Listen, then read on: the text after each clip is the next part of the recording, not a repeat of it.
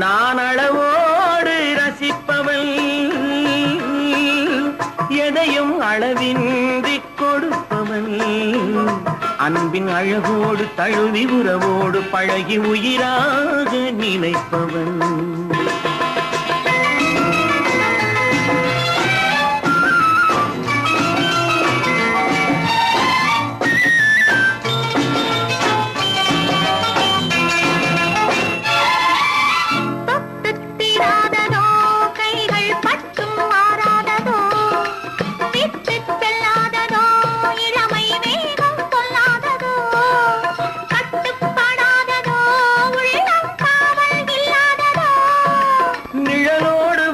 குளிர் சேர இன்னும்